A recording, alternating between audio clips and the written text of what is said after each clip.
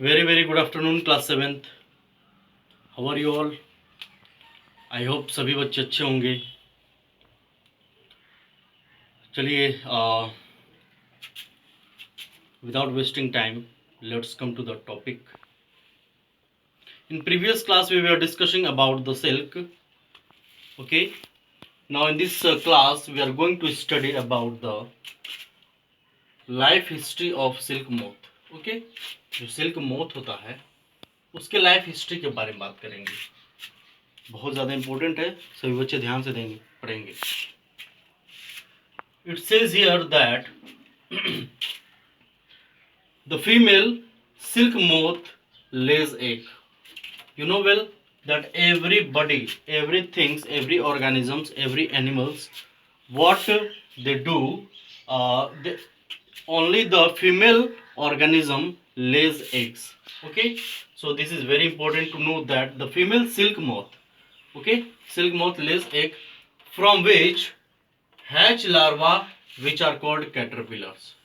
Okay, caterpillars means what? जैसे कि आप बटरफ्लाई वगैरह में देखते हैं तो सेम प्रोसेस है, बटरफ्लाई का भी है सेम प्रोसेस. ठीक है, तो इधर सिल्क की बात की जा रही है. तो इधर कहता है कि from which hatch larva. Hatch larva means what?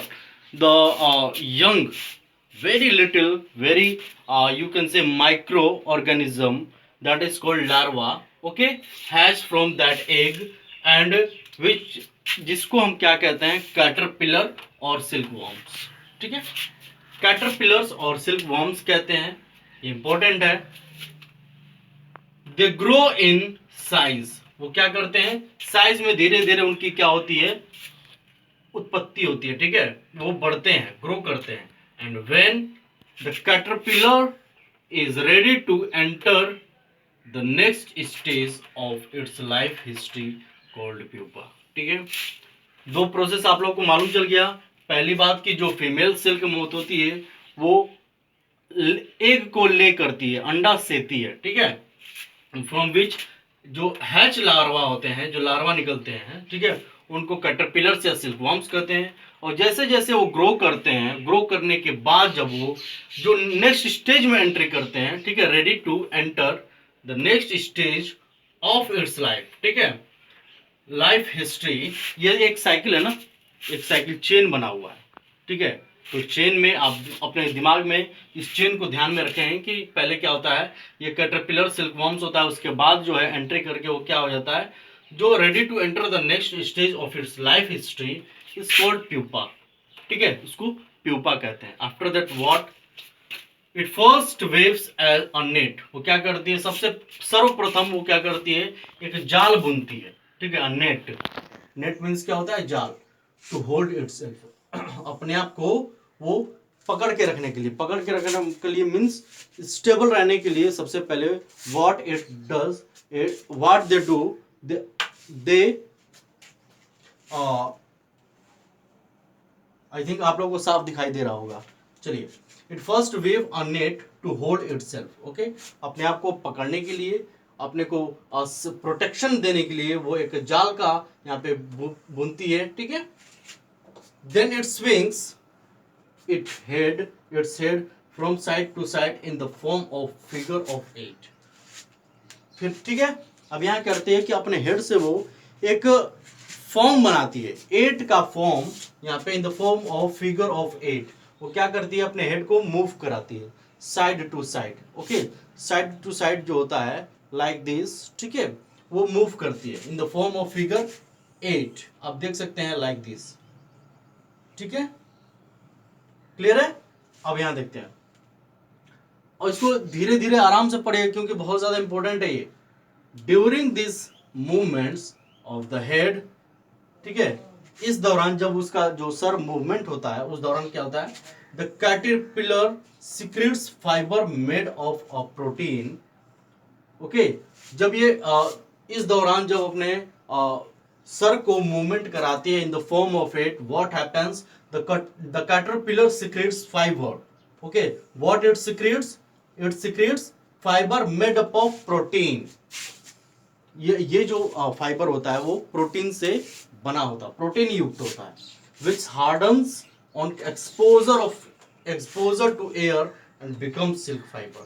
And what it happens, जब ये 8 के फॉर्म में वो करती है, मूवमेंट कराती है side by side, what it happens at that time they secretes fibre, जो वो फाइबर जो होता है प्रोटीन का बना होता है, ठीक है बच्चों, वो किससे बना होता है, प्रोटीन से।